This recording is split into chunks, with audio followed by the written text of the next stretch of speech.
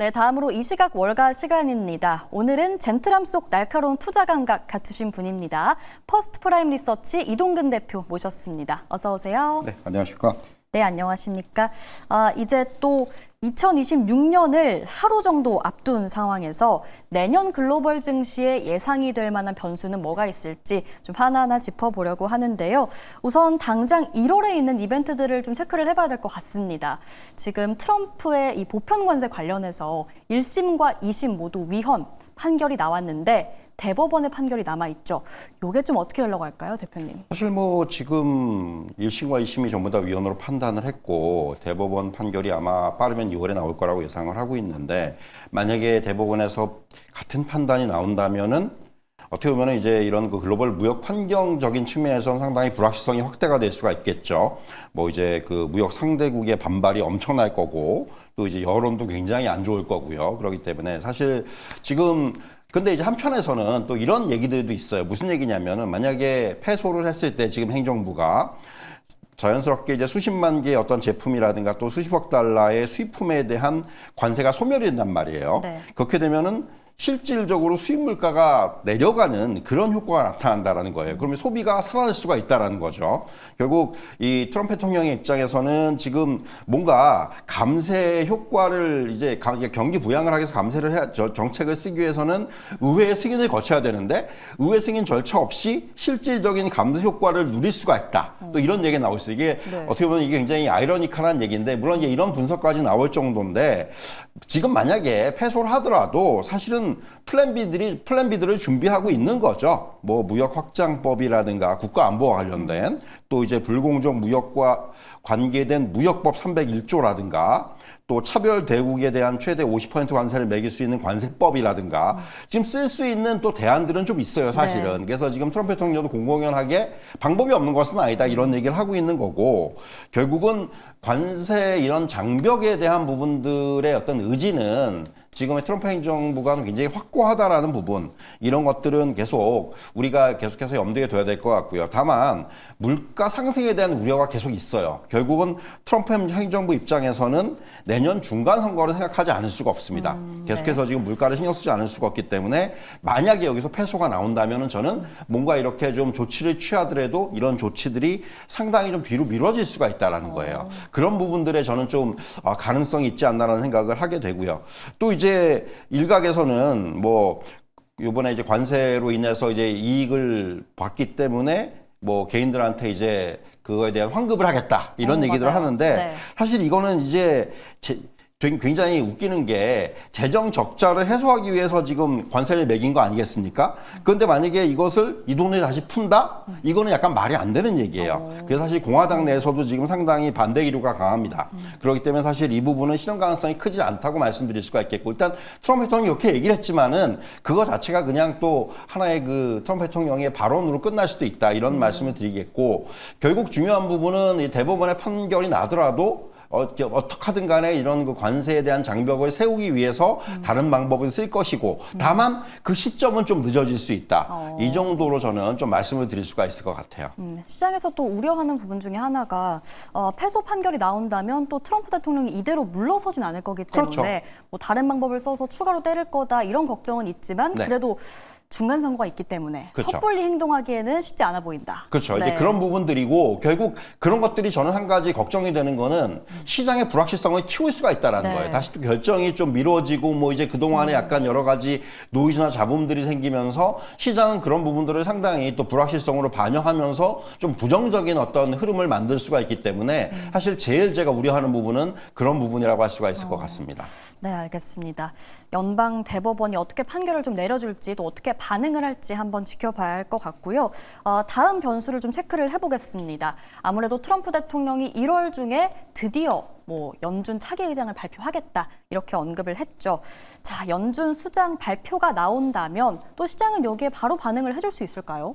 사실 최근에도 이제 또 트럼프 대통령이 공공연하게 파월 의장에 대한 이제 또 그 부정적인 어떤 네. 그런 발언들을 하면서 사실 근데 그런 발언들을 이제 일부에서는 뭐 이제 해고의 수순이 아니냐는 얘기를 하는데 저는 그렇게까지는 가지 않을 것 같고요. 이거는 네. 뭐냐면 결국은 계속해서 그렇게 약간 모욕적인 발언들 또는 이제 이런 언급들을 통해서 트럼프 대통령의 속내는 파월 의장이 좀 스스로 물러났으면 하는 게 바람일 거예요. 그런데 어차피 임기가 얼마 안 남았기 때문에 제가 보기엔 파월 의장이 여기서 물러날 것 같지는 않고요. 네. 다만 차기 의장 후보를 빠르게 좀 지명을 하겠죠. 말씀하신 대로 1월 중에 지명을 하겠다는 얘기가 나왔기 때문에 저는 뭐 상당히 이전의 사례보다는 차기 연준 의장의 지명이 빨라질 수가 있다라는 부분에는 좀 동의를 하는 부분이고요. 결국 중요한 것은 이제 어떻게 보면은 이제 연준 의장이 이제 교체가 되면은 이제 그렇다면은 향후에 이제 어쨌든 간에 좀 트럼프 대통령의 의중에 있는 인물이 등장을 할 것이고 뭐 지금 후보자는 이제 한 3명 정도로 좁혀졌지 않습니까? 근데 결국은 뭐 누가 될지는 모르겠지만은 어쨌든 간에 금리 인하 경로가 조금 더 빨라질 수 있다는 생각은 그쵸. 들어요. 분명히 이제 어쨌든 간에 그런 부분들이. 그런데 이것이 어떻게 보면은 최근에 다른 나라들의 어떤 그 방향성과는 좀 다르게 나타날 수가 있다는 거죠. 최근에 유럽이라든가 일본도 그렇고 네. 금리를 더 이상 내리지 않거나 오히려 올릴 가능성을 시사하고 있다는 거예요. 그래서 이제 만약에 새롭게 이제 등장하는 연준 의장이 금리를 가파르게 내리면서 미국하고 다른 나라들, 주요 국가들의 금리가 좁혀지면, 금리 차가 좁혀지면은 글로벌 자금 흐름이 바뀔 가능성이 있다라는 부분. 이런 부분들을 우리가 주목을 해야 될 것 같아요. 결국 지금 시장에서 제일 걱정하는 부분은 미국하고 일본의 금리 차가 축소가 되면은 네. 이게 앵커리 트레이드에 대한 걱정이 사실 큰 거 아니겠습니까? 사실 이 부분이 시장에서 제일 좀 우려하는 포인트가 아닌가라는 생각이 들고요. 근데 저는 사실 연준이 공격적인 금리 인하라든가 독립성의 약화라든가 이런 부분들을 만약에 가져온다면은 경제와 금융시장에 미치는 중대한 위협에 대한 우려가 상당히 확대될 거예요. 사실 네. 지금 금융시장이 제일 걱정하는 부분이 그거예요. 그러니까 다른 것보다도 뭐 연준 의장이 누가 오든 간에 중요한 것은 트럼프 대통령의 입김이 연준에 강하게 미치는 것을 우려하는 것이고 결국 그 부분이 제일 중요한 어떻게 보면 관전 포인트다 이렇게 말씀드릴 수가 있겠고요.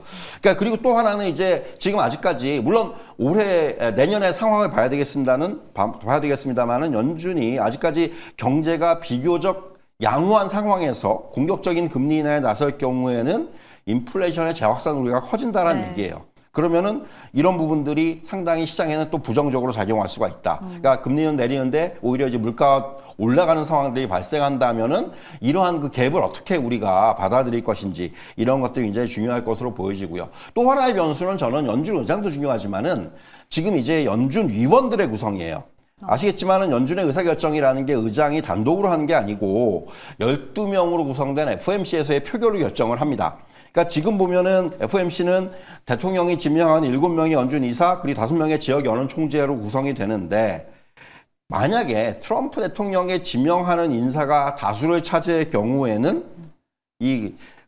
상당히 이게 좀 연준이 그야말로 대통령의 입맛대로 운영이 될 수가 있다는 거예요. 그러니까 의장이 문제가 아니고 네. 이 전체적인 연준의 구성을 봐야 된다는 얘기죠. 뭐 아시겠지만은 지금 이런 시도들이 공공연하게 나타나고 있고 이미 뭐 지금 연준 위원들 다수가 이제 많은 연준 위원들이 트럼프 대통령 임기 이후에 트럼프 대통령이 지명한 인사들로 바뀌어지고 있기 때문에 이러한 것들도 시장에 또한 불안을 확대시킬 수가 있다라는 거고요. 사실 올해 내내 연준에서 사실 문제가 됐던 부분들은 지금만큼 연준에서 위원들 간의 의견이 불일치했던 적이 없다라는 그쵸, 거예요. 네. 그러니까 어떻게 보면 지금 굉장히 이런 뭔가 의사결정을 내릴 때 서로 간의 첨예한 의견 대립 이런 부분들이 좀 노출이 됐었고 근데 내년에는 그런 부분들이 더 강해질 수도 있다는 거예요. 오히려.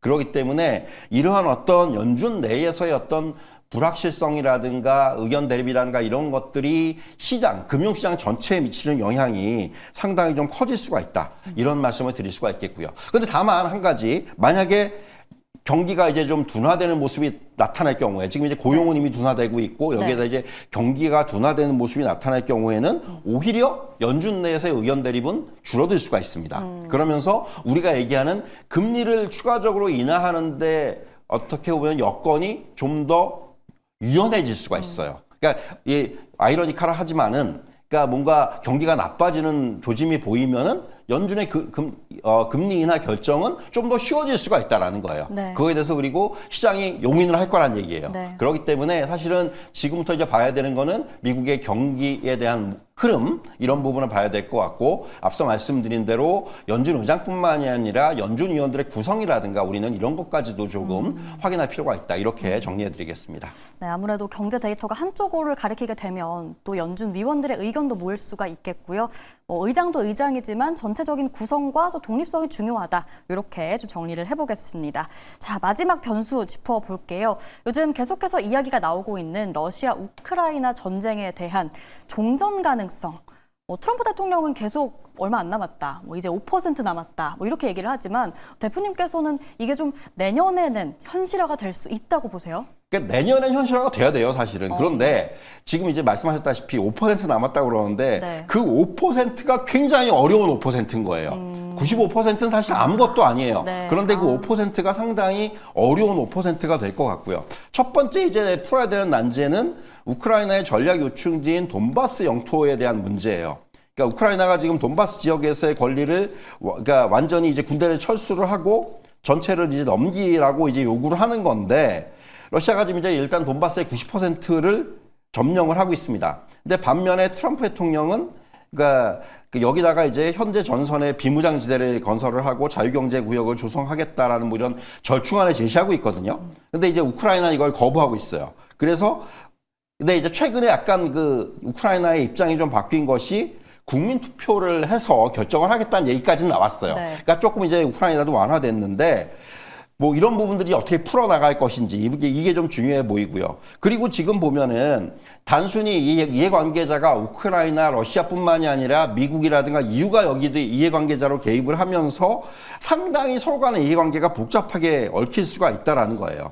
그래서 사실은 지금 보면은 또 하나의 이제 그 중요한 변수는 러시아군 통제하에 있는 유럽 최대 규모의 원자력 발전소인 자포리자 원전 같은 경우 이거 운영 어떻게 할 것인지 이 부분도 쟁점이죠. 네. 그러니까 미국, 러시아, 우크라이나 이렇게 이제 동등하게 지분을 해서 공동 운영하자고 그러는데 우크라이나는 러시아가 개입하면 안 된다고 얘기를 하고 있는 거예요. 그러니까 이런 것들이 아무것도 아닌 것 같은데 사실은 이런 의견을 좁히는 것이 굉장히 어려워요. 그리고 또 하나는 지금 일단 뭐 미국이라든가 서방 측에서는 의견을 좀 어느 정도 좁히면서 푸틴한테 일단 공을 넘긴 거예요. 자, 어떻게 할 거야? 근데 푸틴 대통령이 지금까지는 약간 회피하거나 지연되는 어떤 전략을 썼단 말이에요. 네. 근데 푸틴 입장에서도 이제는 말씀드린 대로 이 5%를 빨리 좁혀야 되는데 푸틴이 일단 시간 끌기는 더 이상 힘들 것 같고 아마도 푸틴 대통령도 아마도 빠른 시간 안에 뭔가 결정을 내릴 거예요. 그렇기 때문에 저는 이 결정이 뭐 어떻게 되든 간에 상당히 좀 내년 아마 상반기 중에는 좀 뭔가 나지 않겠는가 아니면 빠르면 1분기 중에는 나지 않겠는가 네. 이렇게 좀 말씀드릴 수가 있을 것 같고요. 그래서 사실은 굉장히 지금 어려운 5%의 시간이 남아있지만은 생각보다 이거는 조금 더 빨리 진전될 수도 있다. 이렇게 정리를 해드리겠습니다. 네, 내년에 이 러우 전쟁 관련된 이슈들이 좀 사그라든다면 사실 방산주들이 타격을 받을 거라고 보는 시각도 많잖아요. 어떻게 보면 당연하기도 하고요. 네. 그래서 또 프리마켓 특징주 보잉으로 좀 시작을 해볼까 합니다.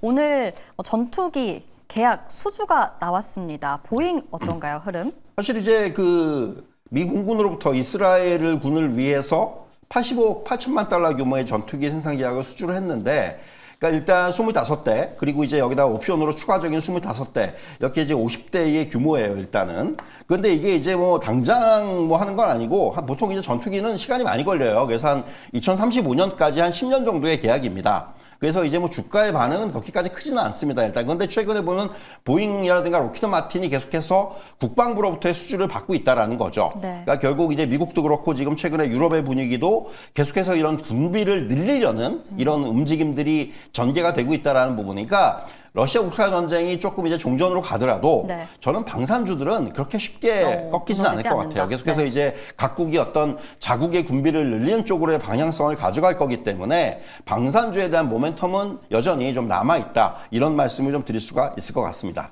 알겠습니다. 보잉 얘기로 시작을 해봤고 다음으로 메타를 한번 보겠습니다. 메타가 오늘 기업용 AI 에이전트 개발사를 인수를 했다. 이런 소식이 나왔는데 네. 그러니까 메타버스 접고 이제 한번 좀 합류해보겠다. 이런 걸까요? 그러니까 사실 이제 마누스라는 회사, 이게 원래 중국 회사인데 싱가포르로 지금 본사를 이전했습니다. 그러면서 지금 최근에 뭐 알리바바하고도 이제 전략 파트너십을 맺었고 사실은 AI 쪽에서 그러니까 우리가 얘기하는 AI 에이전트 쪽에서는 상당히 기술력이 높아요. 우리가 얘기하는 그러니까 차세대 딥시크란 얘기를 할 정도의 어떤 네. 기술력을 가지고 있는 회사인데 이제 이 싱가포르로 이전한 것이 이제 어떤 중국 기업이다 보니까 운영 리스크를 어떻게 보면 이제 좀 피하기 위해서 싱가포르로 이전을 한 거고 여기에 이제 메타가 이제 이 회사를 인수하면서 뭔가 메타가 여기에다가 이제 해당 기술을 갖다가 메타의 플랫폼에다 통합을 하겠다. 마치 과거에 이제 마이크로소프트가 오픈 AI하고의 협약을 맺은 것과 좀 비슷한 어떤 그 그림이라고 생각을 하거든요. 그래서 메타도 이런 쪽에 본격적으로 이제 AI 쪽에 뛰어드는 것이 아니냐 이런 말씀을 좀 드릴 수가 있을 것 같고요. 주가의 흐름은 그렇게까지 강하게 나타나고 있지는 않아요. 그러니까 최근에 보면은 이제 메타도 조금은 쉬어가는 흐름이 나오고 있기 때문에 결국은 향후에 이런 투자라든가 이런 부분을 얼마나 더 늘릴지의 여부 이런 것들을 우리가 계속해서 확인할 필요가 있다. 이렇게 좀 정리를 해드리겠습니다. 네, 알겠습니다. 자, 마지막 프리마켓 특징주 간단하게 들어보겠습니다. 네. 또 연말이니만큼 테슬라 이야기 마지막으로 해볼까 하는데요. 인도량 전년비 낮게 나올 거라고 예상하더라고요. 근데 그럼에도 불구하고 주가는 별로 안 빠지는데 네, 지금 오르고 이미 있어요. 테슬라는 이제는 차량 인도 가지고 주가가 움직이지 않아요. 뭐 아시겠지만은 최근에 이제 주가를 움직이는 거는 로보택시 이슈 네. 그리고 이제 여기다가 이제 요번에 이제 CES에서의 어떤 뭐 휴머노이드라든가 이런 기술에 대한 어떤 기대감 네. 이런 것들이 주가를 움직이기 때문에 사실 지금 더 이상 어떻게 보면은 테슬라의 어떤 차량 인도량 감소는 이게 별로 악재는 아닌 것 같아요. 그러네요. 그러니까 모르겠습니다. 이제 어느 순간에 또 그걸 악재로 받아들일지는 모르겠지만은 어쨌든 간에 지금의 테슬라는 이러한 어떤 새로운 그 모멘텀이라든가 기대감들이 주가를 좀 결정하는 그런 굉장히 중요한 요인이 아닌가. 많은 지금 IB들도 오히려 테슬라의 목표 주가를 올리고 있거든요. 네. 이런 걸 보면 역시 테슬라의 주가 흐름은 지금 이러한 어떤 차량 인도와는 조금은 무관한 이런 흐름들이 나타나고 있다. 이렇게 좀 정리를 해드릴 수가 있을 것 같습니다. 네, 역시나 테슬라 큰 영향 없이 0.7% 프리마켓에서 올라주고 있고요. 자, 이렇게 프리마켓 특징주 마무리하고 바로 오늘의 종목픽 넘어가 보도록 하겠습니다. 모아가는 종목부터 바로 살펴볼까요? 예, 와이어 하우저라는 종목입니다. 한마디로 얘기해서 그러니까 삼림 자산이라든가 목재 제품에 특화된 리치 업체예요. 그러니까 그 미국에서 가장 그 북미 최대 규모의 삼림지를 소유하고 있어요. 그러니까 야산이라든가 이런 부분들. 그래서 이제 여기서 목재를 가공을 하고 더 나아가서는 이제 이러한 부분들을 갖다가 어떻게 보면은 이제 리츠로 해가지고 얘가 보면 부동산 자산으로 해가지고 이 리츠 구조를 얹은 비즈니스 모델인데 워낙 요새 이런 이 산업 자체가 부진하다 보니까 네. 주가가 굉장히 많이 빠져 있습니다. 1년 사이에 한 20% 이상 주가가 하락을 했거든요. 그런데 이 회사는 연간 기준으로 봤을 때 4%를 넘는 안정적인 배당을 주는 회사예요. 그렇기 때문에 어떻게 보면은 장기적인 관점에서 모아가는 건 종목으로는 상당히 좀 딱 맞는 유효하다. 종목이 아닌가라는 생각이 들고요. 그리고 이제 무엇보다도 이제 최근에 이제 신규 주택의 건설이라든가 이런 부분들이 다시 좀 턴어라운드하는 모습들이 나타나기 시작을 했기 때문에 목재에 대한 수요라든가 이런 부분도 늘어날 수가 있죠. 근데 그런 부분들을 감안한다면은 지금 이게 주가가 좀 빠졌을 때가 좋은 또 기회가 될 수가 있을 것 같고요. 그런 의미에서 주기는 주 1회 그리고 기간은 3년 이상으로 제시해 드리도록 하겠습니다. 네, 오늘의 모아가는 종목 와이어 하우저입니다. 주 1회, 목표 주기는 3년 이상이라는 점 참고하시면 좋을 것 같고요. 자, 바로 도전 종목 살펴볼까요? 예, 벌링턴 스토어즈입니다. 이 회사는 그 중소 규모의 우리가 얘기하는 이제 슈퍼 체인 업체라고 보시면 될 것 같아요. 유통업체입니다. 네. 근데 이제 상대적으로 물류 공급망의 비효율성이라든가 이런 것들 때문에 주가가 굉장히 부진했었어요. 그런데 그럼에도 불구하고 지금 보면은 최근에 반등을 하기 시작을 했다라는 거죠. 지난 분기 기준으로 봤을 때 이익률이 43.7%까지 올라왔는데 최저치에서 한 5% 이상 상승을 한 거예요. 그러니까 바닥을 찍었다라는 겁니다. 쉽게 말하면은. 왜냐하면은 이제 무엇보다도 지금 매장 규모를 축소시키고 재고 확보라든가 이런 부분들을 갖다가 이제 늘리면서 이제 성장세로 접어들었다. 이렇게 말씀드릴 수가 있겠고요. 그런 의미에서 지금은 오히려 매수의 기회가 될 수 있다. 이렇게 말씀드리겠고요. 그래서 매수가는 현재 가격대 285달러에서 290달러 내외, 목표가는 320달러, 손절 라인은 262달러로 제시해 드리도록 하겠습니다. 네, 매수의 기회가 나온 종목입니다. 벌링턴 스토어스 매수가 285에서 290달러, 목표가 320달러, 손절가 262달러 전략에 참고하시면 좋을 것 같습니다. 네, 이렇게 오늘의 종목비까지 모두 살펴봤습니다. 저희가 준비한 내용은 여기까지고요. 오늘도 성투하시기 바랍니다. 저희는 내년에 찾아뵐게요. 함께해 주셔서 고맙습니다.